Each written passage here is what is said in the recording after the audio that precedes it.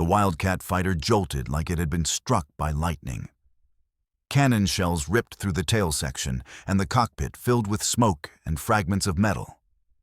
Lieutenant Commander Jimmy Thach watched it happen from just a few hundred yards away as his wingman's aircraft came apart under a burst of 20mm fire.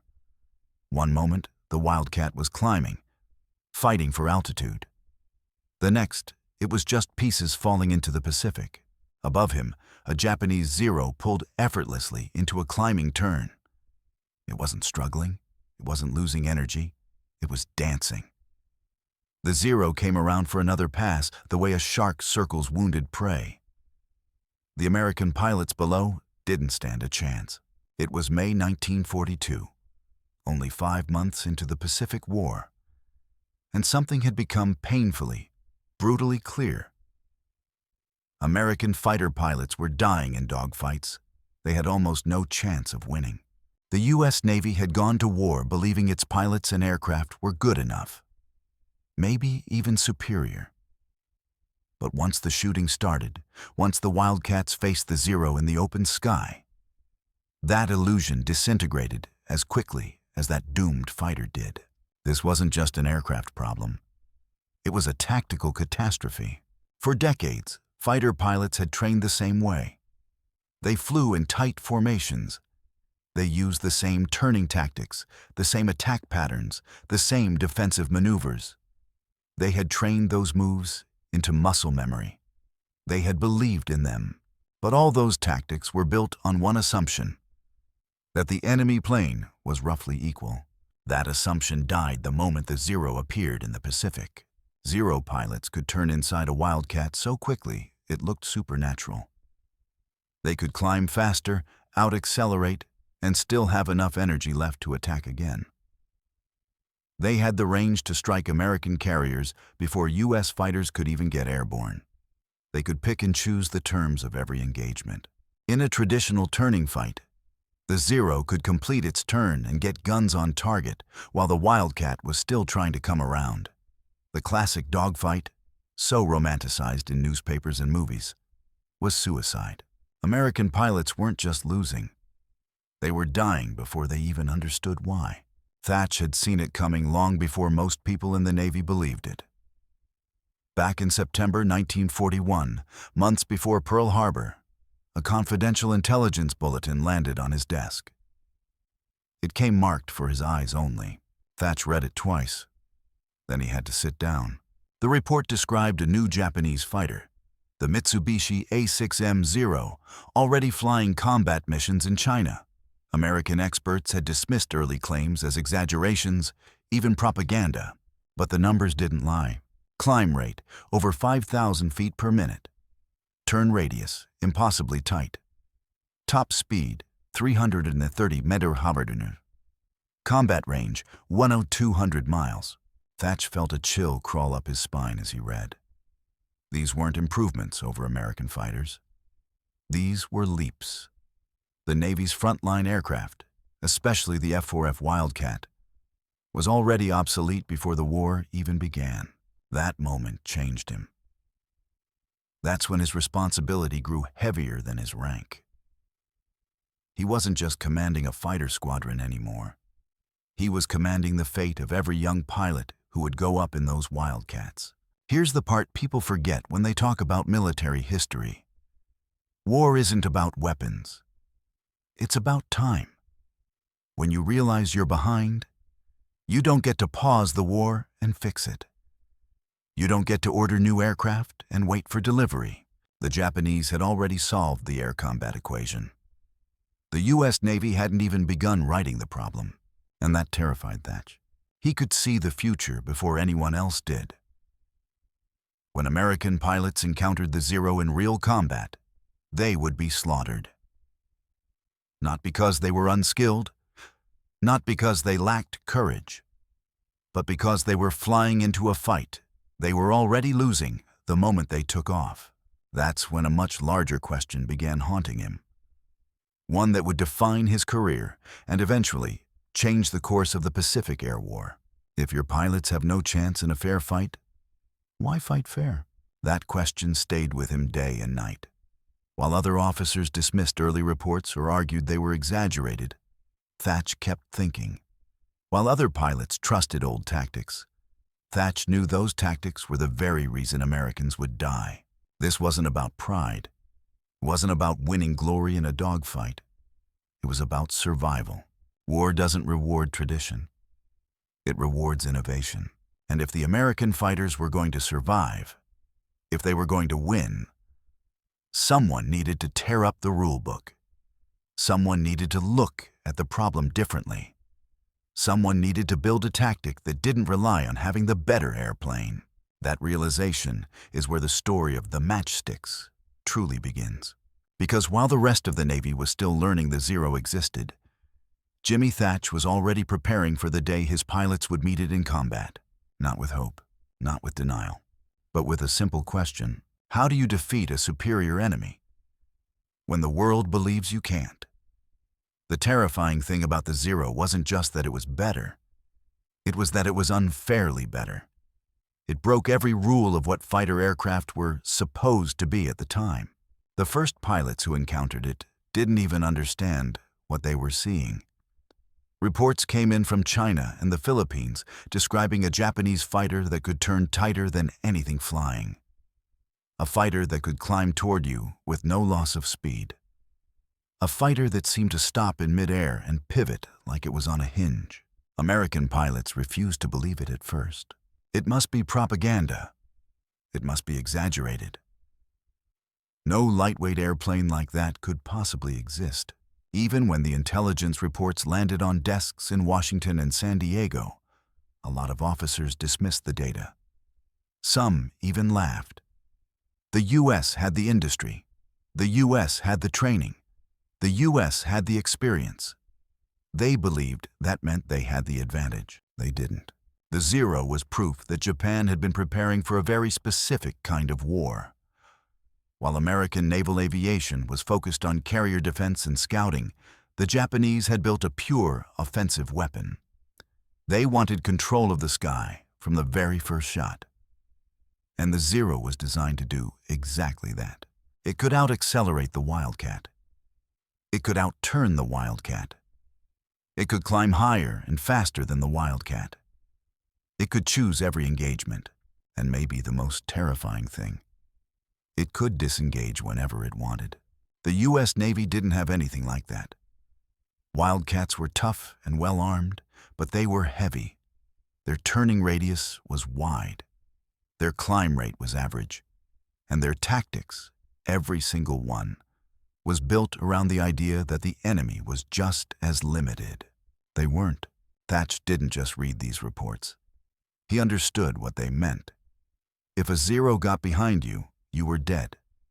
If it got below you, you were in trouble. If you tried to outturn it, you would never make it. It would own the fight. That's why the early months of the war were so terrifying for American pilots. They weren't just losing battles, they were being hunted. Picture this. A Wildcat turns to face a Zero in a classic dogfight. It gets halfway through the turn, and the Zero is already behind it.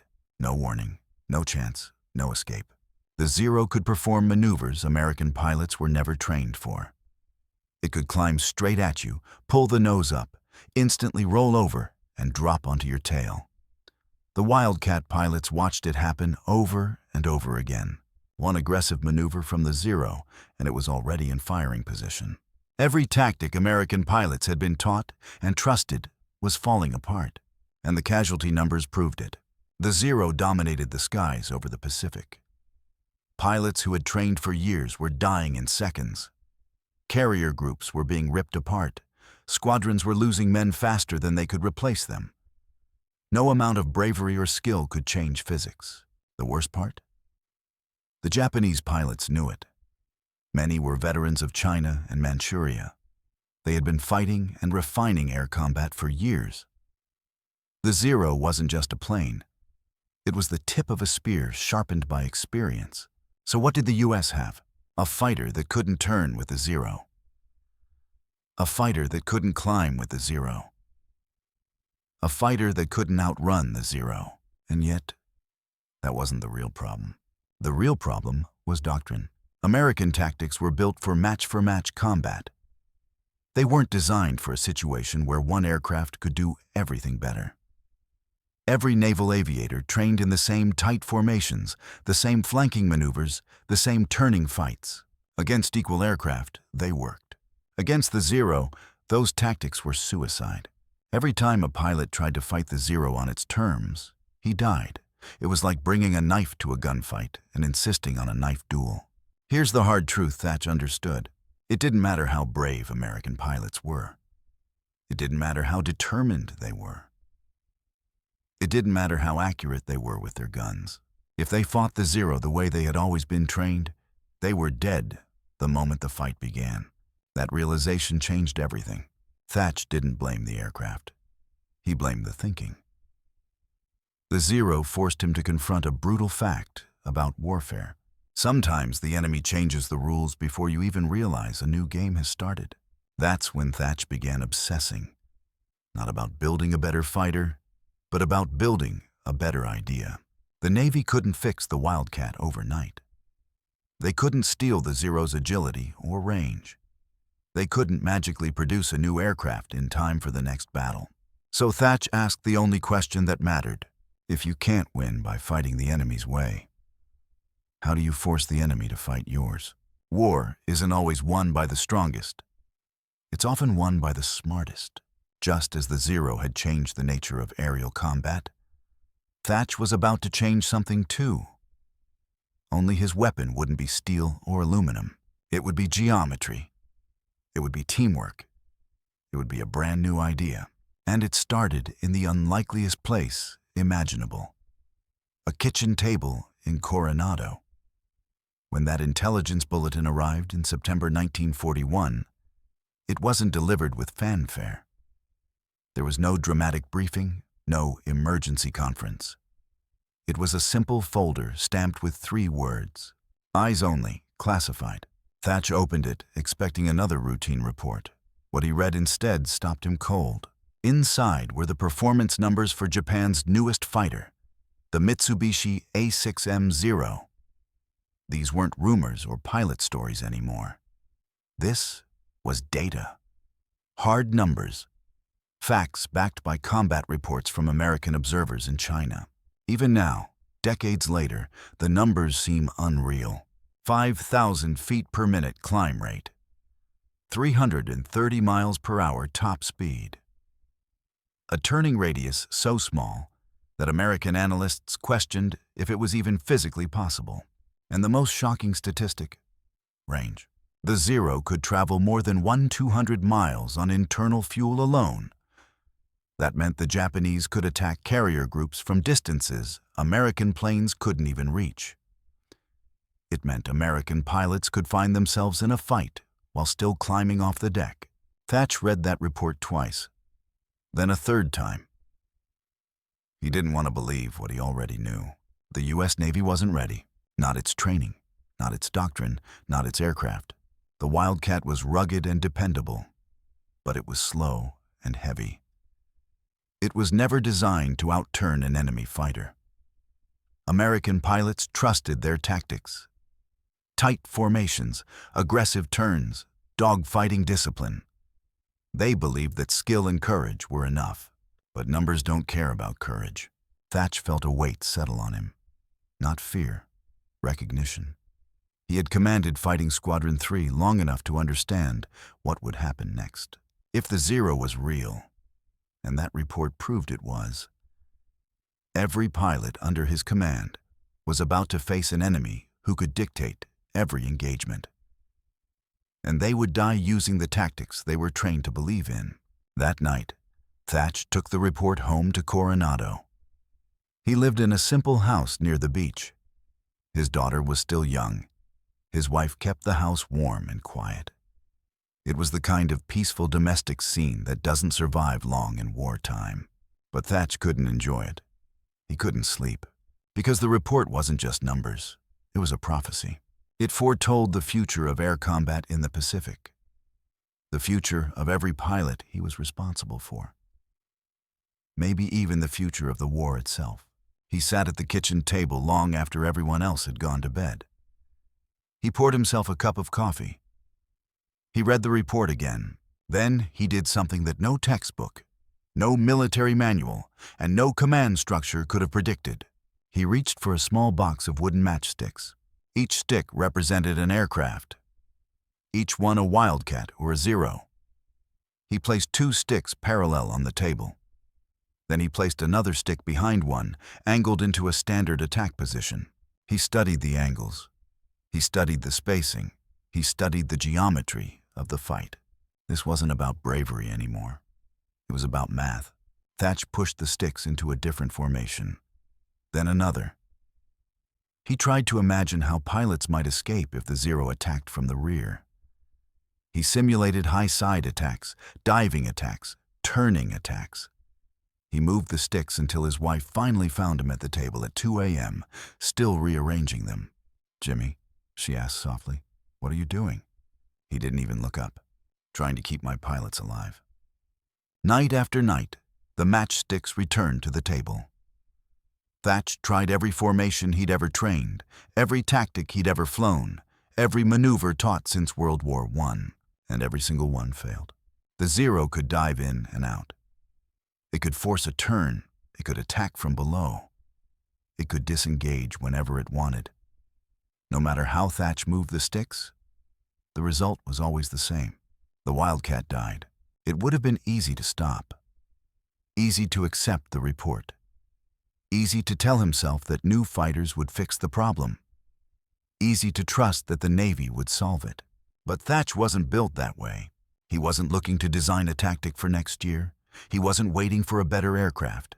He didn't have that luxury. He was responsible for the pilots he had right now. He had to find a way to win with what they had.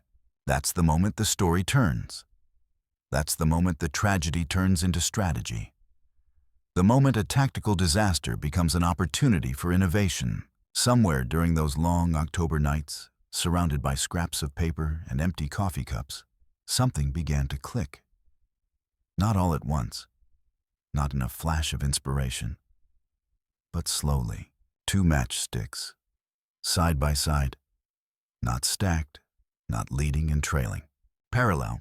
And that small change in formation created an entirely new geometry of movement. If an enemy chased one fighter, the second fighter could cut across. It wasn't a defensive turn, it was a trap.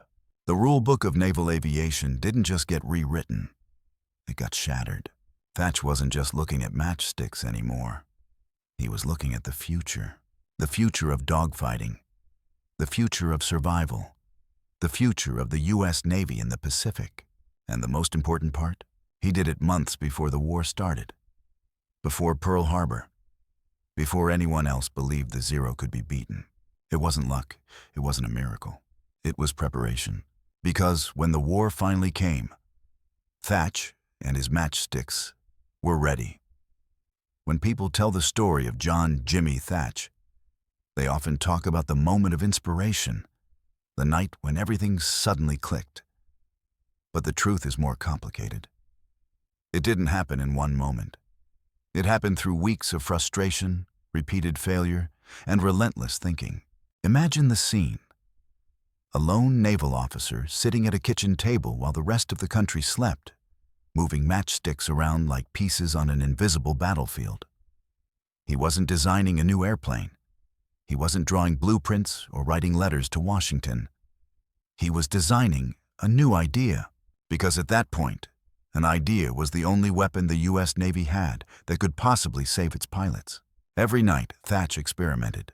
2 Wildcats side by side, one trailing another by 100 yards. 4 aircraft in a defensive circle. Loose formation, tight formation. None of them solved the problem. The Zero always won.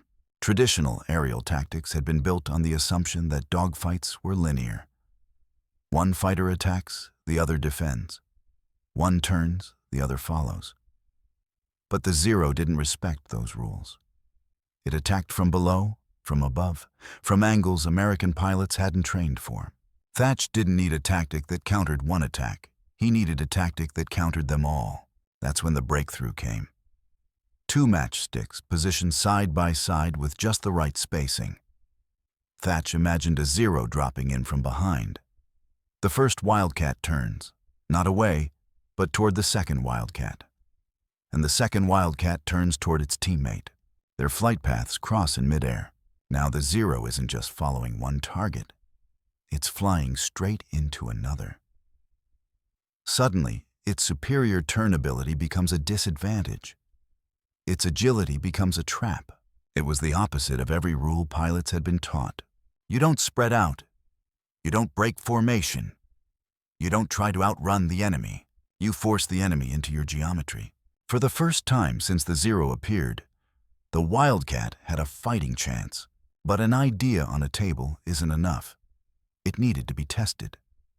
Thach needed to know if it could work in real life, not just on a tabletop. So he began sketching the idea on paper. He drew the angles. He calculated distances. He ran scenario after scenario. He called the concept the beam defense formation. Years later, it would be renamed the Thach Weave.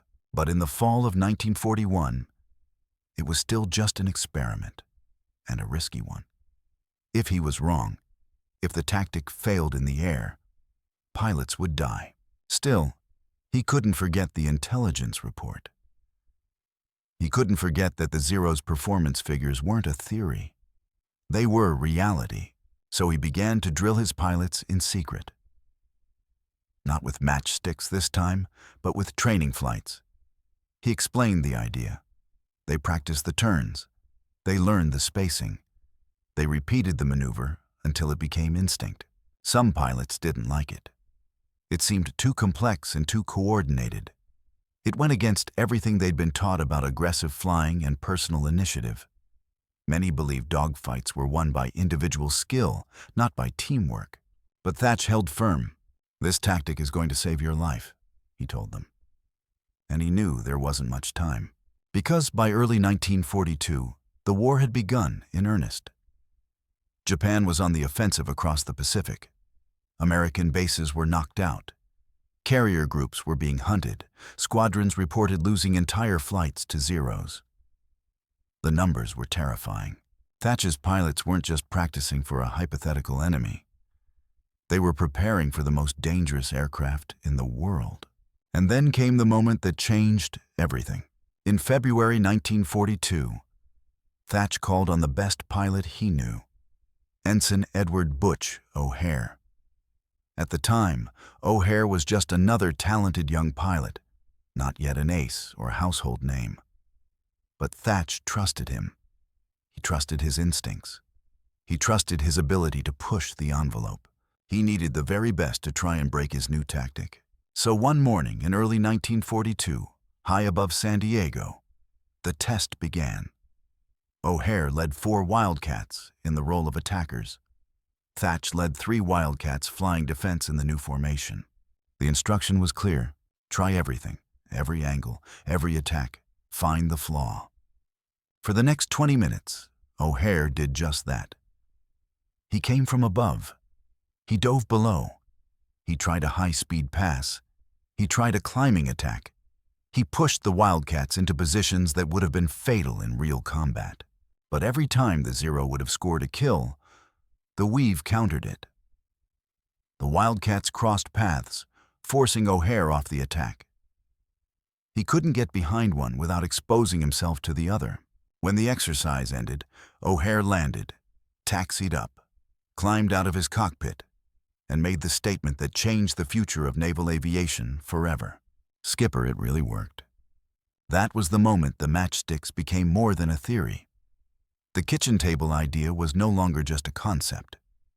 It was a weapon born from desperation, a weapon built on teamwork, a weapon designed to defeat the undefeatable. And soon, it would be tested in a place where there were no do-overs, no pauses, no practice flights. The Weave was headed for war. The first time the Thach Weave succeeded in the sky, it didn't just prove a tactic. It proved a principle. It proved that a weaker aircraft didn't have to be a death sentence. It proved that teamwork could beat technological superiority. But before that moment, before Butch O'Hare came back with that famous line, "Skipper, it really worked," Thach had one final challenge to work through: how to make the tactic simple enough that it could be performed under the most chaotic conditions imaginable. There's something people who haven't flown combat don't always understand. Dogfights aren't clean. They don't happen in straight lines or smooth maneuvers. They are violent, chaotic, almost animalistic. They happen at hundreds of miles per hour, with G-forces throwing your body into the canopy. The ground is rushing up at you. The radio is screaming. The entire sky is a hurricane of speed and metal. For a tactic to work in that chaos, it has to be instinct. It has to be muscle memory. It has to be so simple that a terrified pilot can execute it without thinking. That was the genius of the Thach Weave. It wasn't complicated. It wasn't a trick. It was geometry. Two aircraft flew parallel to each other, separated by a distance equal to the Wildcats' turning radius, about 1/500 feet. When a Japanese Zero locked onto one of them, that pilot didn't break away. He didn't roll into a defensive turn. He didn't run. He turned toward his wingman. At that exact moment, the wingman turned toward him. They crossed like scissors slicing through the air. Suddenly, the Zero found itself flying straight into the guns of the other Wildcat. And if the Zero broke away to attack the second Wildcat, the maneuver repeated, over and over, like a trap you can't escape. The brilliance of the Weave wasn't just that it countered the Zero's advantage. It weaponized it. The Zero turned too well. The Zero changed direction too quickly. The Zero positioned itself perfectly for a head-on kill shot every time it committed to the chase. And that's the part that terrified Japanese pilots later on. They weren't used to American fighters turning the tables. They weren't used to American pilots dictating the fight. The Weave forced Japanese pilots into an unfamiliar position, defense. Once O'Hare proved the tactic worked in exercise, Thach doubled down on training. He no longer treated it like an experiment. He treated it like doctrine. He drilled the maneuver until his pilots could fly it in their sleep. He knew there was no margin for error. One pilot turning too soon or too late could destroy the formation. But if they trusted the maneuver, if they trusted each other, the tactic was unbeatable. And then came the moment every commander dreads. Thach's squadron was being broken up. In April 1942, just months into the war, most of his experienced pilots were transferred to other new squadrons. Carrier aviation was expanding rapidly. The Navy needed experienced men to train replacements. Veterans were reassigned everywhere. Thach suddenly found himself commanding a unit of mostly new pilots. Young men fresh out of flight school. They had never seen combat. Some had barely flown the Wildcat. Now they were being prepared for the greatest naval engagement the world had ever seen. Instead of despairing, Thach did what he always did. He prepared them. He taught the Weave immediately. He didn't wait for a combat test. He didn't wait for approval from Washington. He didn't wait for the Navy to recognize its value. He knew the day would come when they would face the Zero. And when that moment came, he wanted them ready. That day arrived faster than anyone imagined. Because within weeks of finishing his training program, naval intelligence reported a Japanese fleet massing near Midway Atoll. Carriers, battleships, cruisers, destroyers. The entire Imperial Japanese Navy was on the move. Everyone knew what was coming next.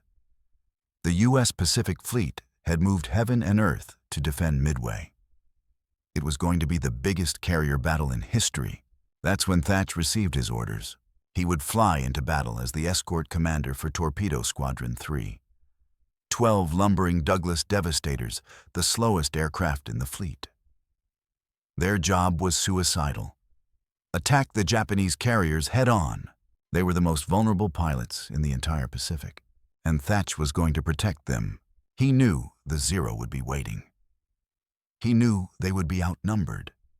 He knew that his untested tactic was going to face its first real combat in the deadliest circumstances possible. But he didn't hesitate, because this was the moment he had prepared for since that first night with the Matchsticks. This was where theory met reality. This was where the Weave would be tested not by American pilots, but by Japan's finest. In the skies over Midway, the fate of Thach's invention would be decided. No more exercises, no more drills, no more practice. The next time they flew the Weave, men would live or die by it. When dawn broke over the Pacific on June 4, 1942, the ocean looked calm, almost deceptively peaceful. But beneath that calm surface, the largest carrier battle in history was forming. The Imperial Japanese Navy was coming for Midway. Their carriers were loaded with Zero fighters, ready to finish what Pearl Harbor had started. And in that moment, Jimmy Thach was exactly where he feared he would be, heading straight into a fight where the Wildcat was outclassed, outnumbered, and outperformed. Thach led 6 F-4F Wildcats as escort for Torpedo Squadron 3. 12 slow, outdated Devastator torpedo bombers. Their mission was suicidal on paper: fly straight at the Japanese carriers and drop torpedoes from low altitude. No maneuvering, no protection, no escape. Devastators were antiques by 1942 standards. They were slow, underpowered, and lightly armed. A Zero could tear one apart in seconds. Thach knew those torpedo crews wouldn't last long without cover. What he didn't know was just how brutally fast the attack would collapse.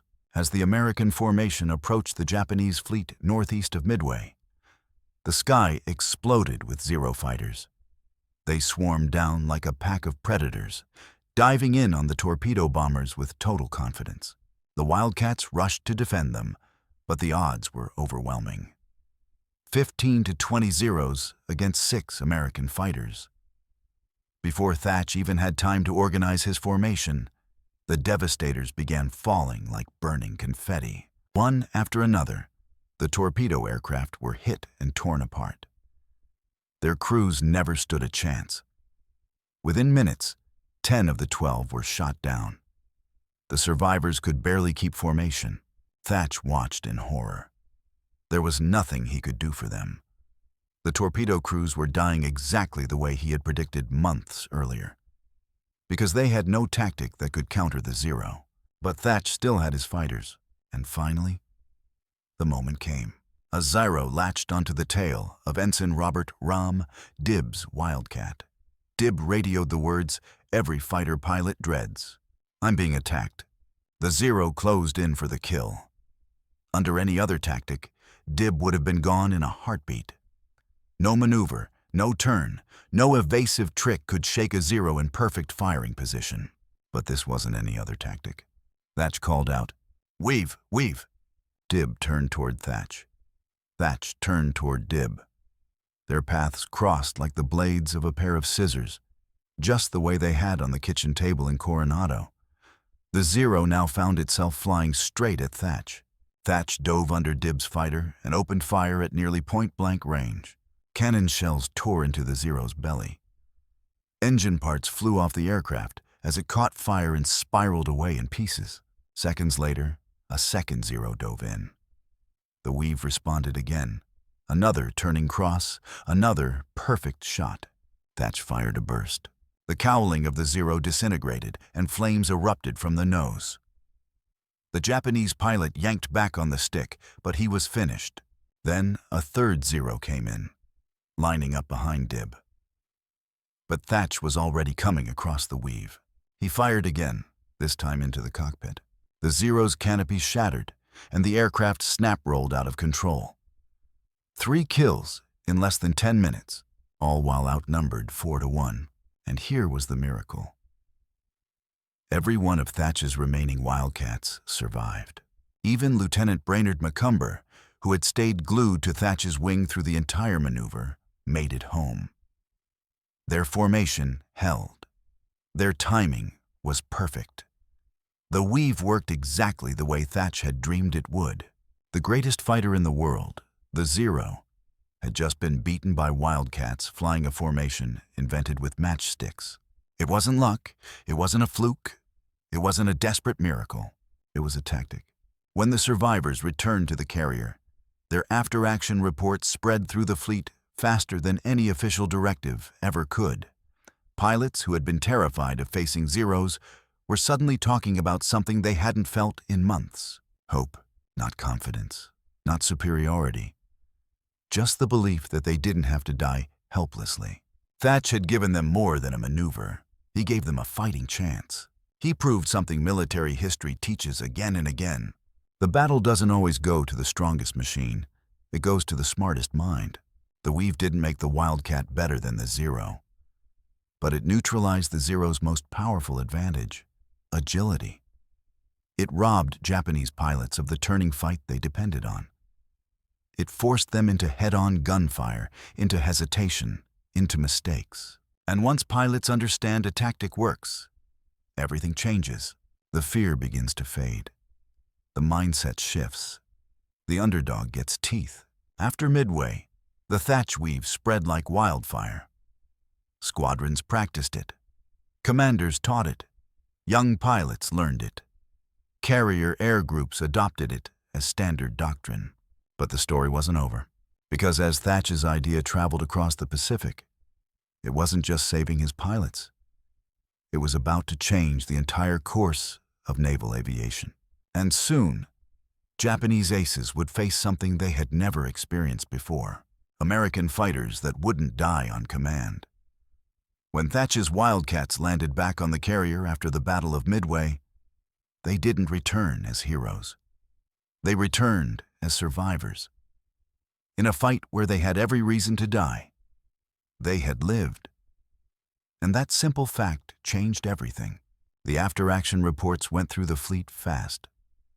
Not through official channels at first, but through pilots talking to pilots, squadrons talking to squadrons. Word of mouth in wartime spreads quicker than bureaucracy.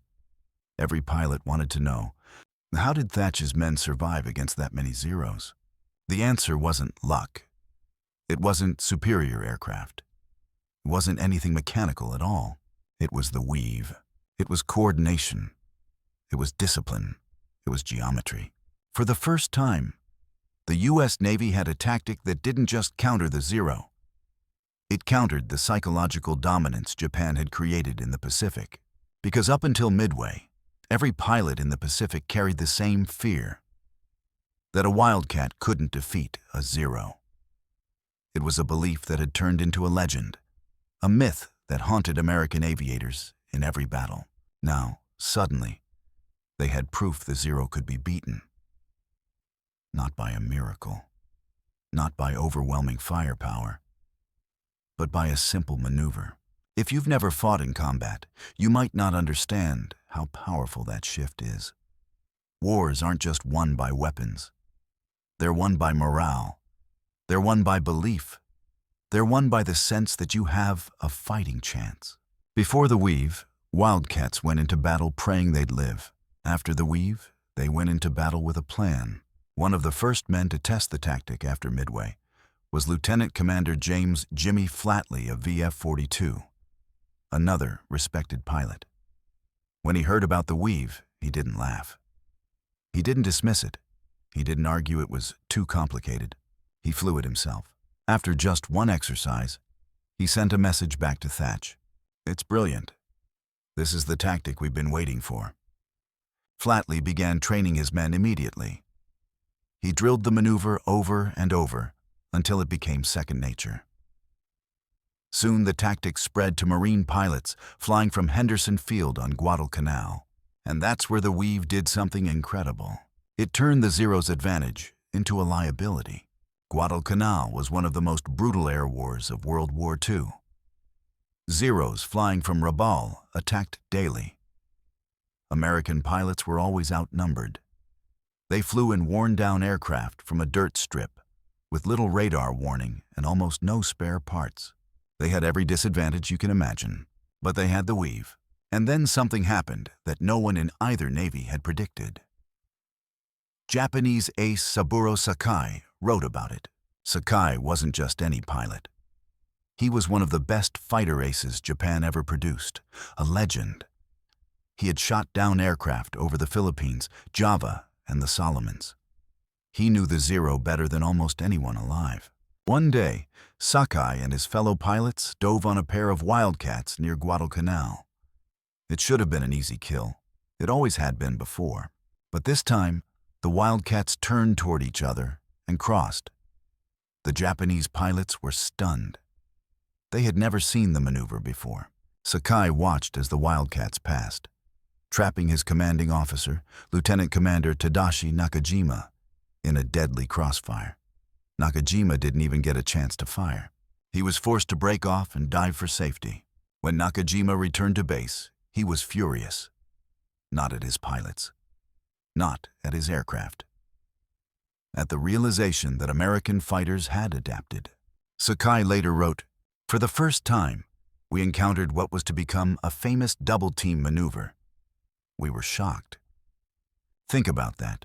One of Japan's greatest aces wasn't shocked by American bravery. He wasn't shocked by American firepower. He was shocked by a tactic invented with matchsticks. That's the moment the war in the air changed. Because once the Japanese pilots realized Americans could fight back, they had to become cautious. They had to maneuver carefully. And when a fighter pilot hesitates, he's already losing. Suddenly, the Zero wasn't invincible anymore. It wasn't the perfect machine. It wasn't the unstoppable predator. It was just another aircraft. The Weave didn't end the Zero's reign overnight. It didn't flip the war instantly. But it started the shift. It leveled the battlefield just enough for American pilots to survive. And sometimes even win. And when you give a fighting force a reason to believe, it becomes something terrifying for the enemy. The Weave kept spreading. New squadrons learned it. New pilots trained around it.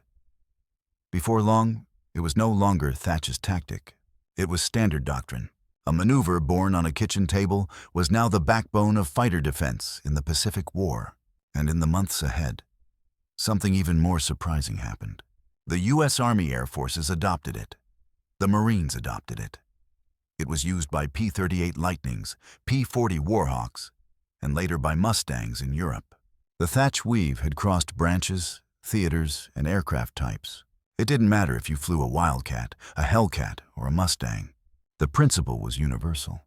Two fighters working together are deadlier than the best fighter working alone.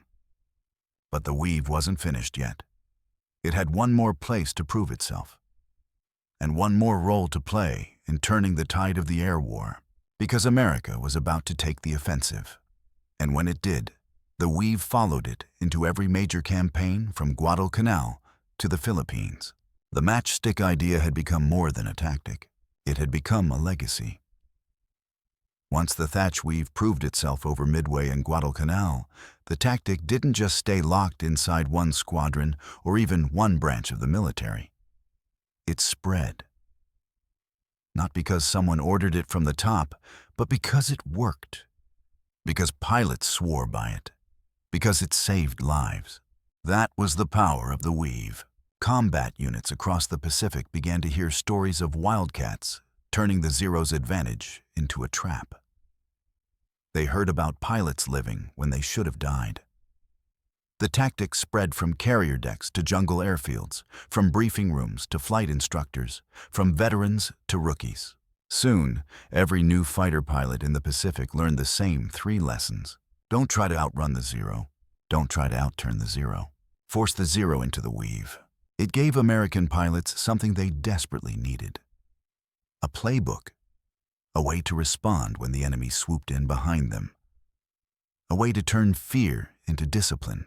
Marine pilots flying from Henderson Field on Guadalcanal called the Weave their lifeline. They were fighting daily raids from Rabaul, often outnumbered 3 or 4 to 1. They didn't have superior planes. They didn't have radar. They didn't have fuel. But they had the Weave. And that changed everything. In the skies above the Solomon Islands, the Weave became the cornerstone of survival. American formations no longer disintegrated under a Zero attack. They held together. They protected each other.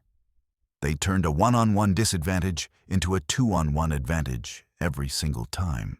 Even Japanese pilots began to realize something was different. Their early victories had come easily. They were used to dominating the sky. They expected American fighters to break apart, panic, or fall into predictable patterns. But now the Americans fought differently. They didn't fly the way Japanese pilots wanted. They didn't react the way Japanese pilots expected. They fought like a team. This forced Japanese pilots to change their behavior. And that psychological shift was more important than any single battle. A zero pilot who hesitates is already defeated. And once they became cautious, once they stopped pressing attacks with total confidence, the balance of air power shifted. Soon the Weave moved beyond the Navy. The U.S. Army Air Forces adopted it for their fighters in the Pacific. P-38. Lightning pilots used it to protect each other on long escort missions. P-40 Warhawk pilots used it over Burma and China. It worked with every aircraft that carried guns and flew in pairs. By 1943, the Navy introduced two new fighters, the F-6F Hellcat, the F-4U Corsair. These were superior to the Zero in almost every category. Faster, tougher, heavily armed. But even then, pilots continued using the Weave. Because the enemy still had numbers. The enemy still had skill. And no pilot, not even in a superior machine, wanted to fly alone. By the end of the war, the Weave had spread even further, across the globe and into every major air campaign. In Europe, P-51 Mustang pilots escorting bombers to Berlin used modified versions of the Weave to counter enemy fighters. It became standard doctrine. Never fly alone, always fight as a pair. The tactic outlived the Wildcat. It outlived the Zero. It outlived the war itself. After 1945, air forces around the world studied the Thach Weave. They trained on it. They improved it. They passed it on to the next generation of fighter pilots, even as aircraft evolved. From propeller fighters to jets, from machine guns to missiles, the basic principle survived. Two aircraft supporting each other were more dangerous than any single aircraft flying alone. During the Korean War, variations of the Weave were used by jet fighter pilots. During the Vietnam War, the F-4 Phantom and F-8 Crusader squadrons trained in the same maneuver.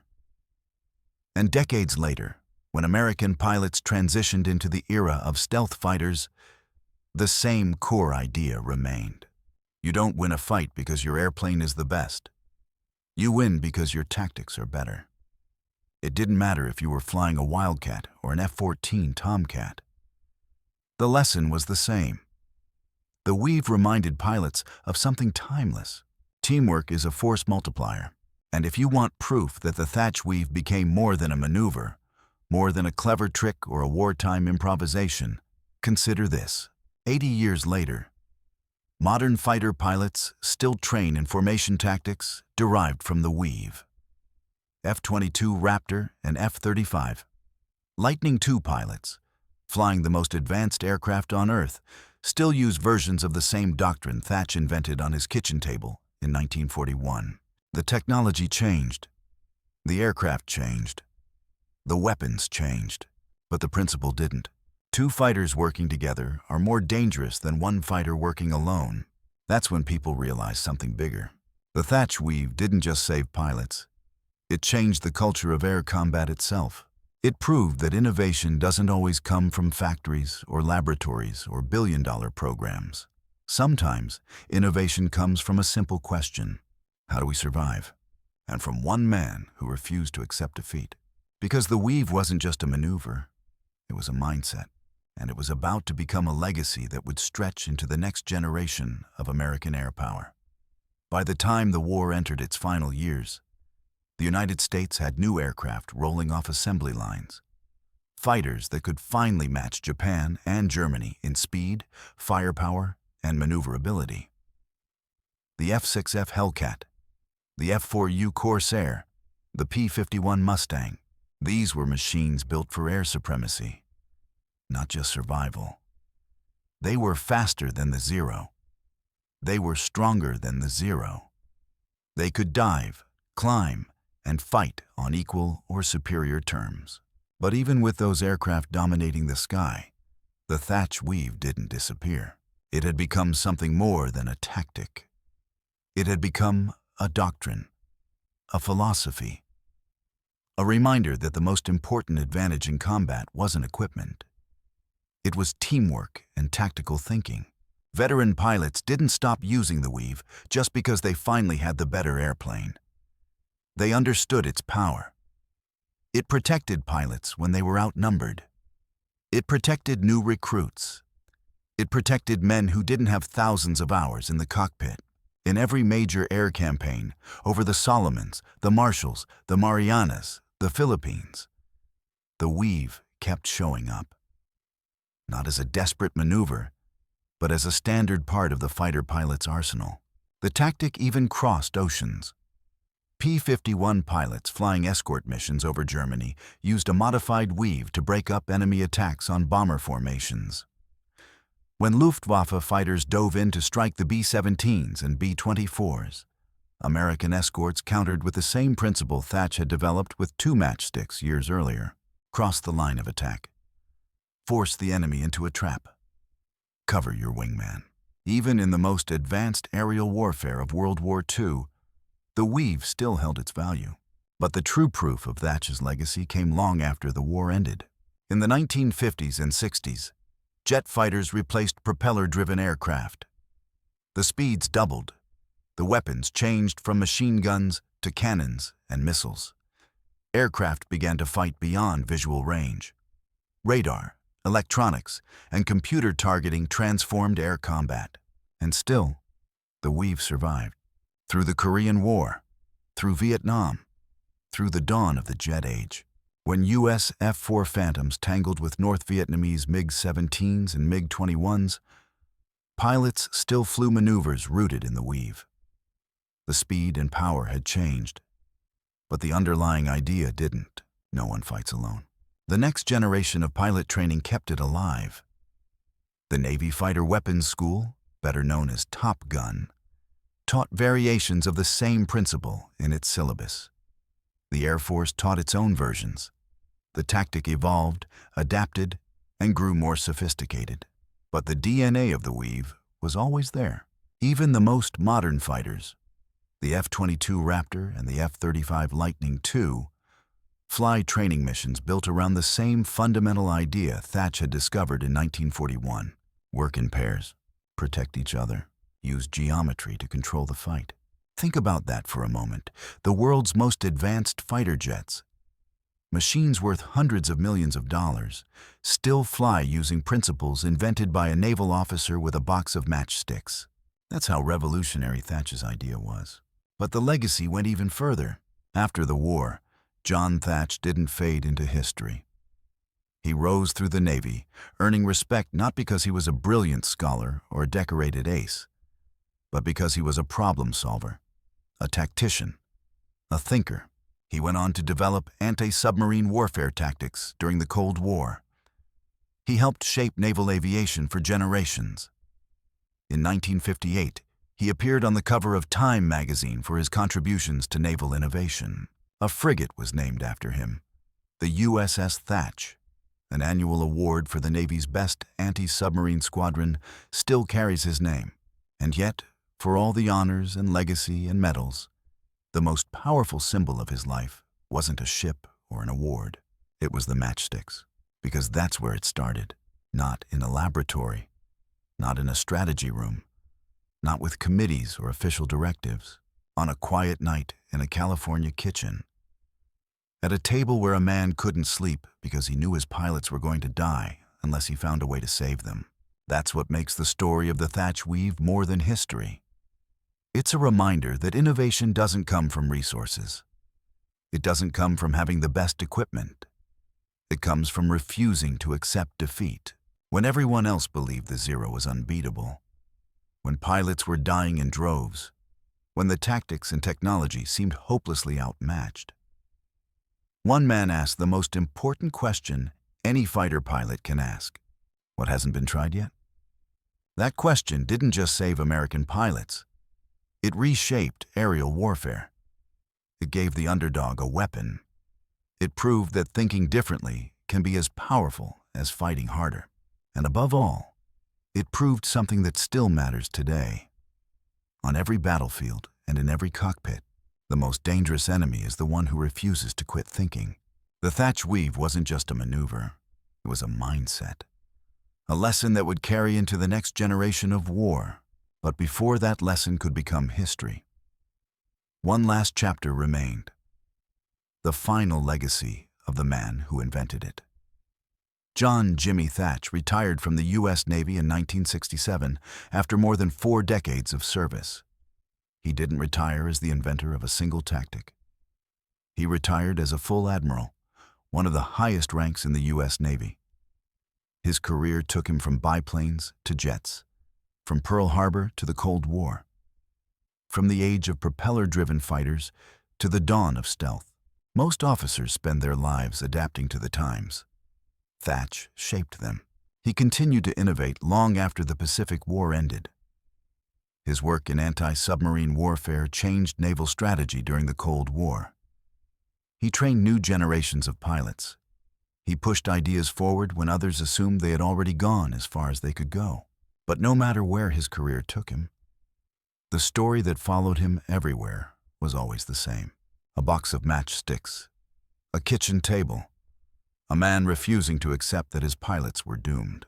For that, he was honored in a way that most great innovators never are. His name became part of the language of a profession. Not every pilot knows the details of the Battle of Midway. Not every pilot knows the history of naval aviation. But every pilot knows the Thach Weave. That alone is a legacy most officers would dream of. Yet the story didn't end with the tactic or the war or his rank. John Thach passed away on April 15, 1981, 4 days before his 76th birthday. He was buried at Fort Rosecrans National Cemetery, high on the cliffs overlooking the Pacific Ocean, the same stretch of water where his pilots had fought and died, the same sky where Wildcats and Zeros clashed in life-or-death duels. And maybe that's the most fitting place of all. Not a memorial in Washington, not a marble statue, not a distant airbase, but the Pacific, where his idea was born and where it saved lives. 3 years after his death, the U.S. Navy commissioned a frigate in his honor, USS Thach, FFG 43.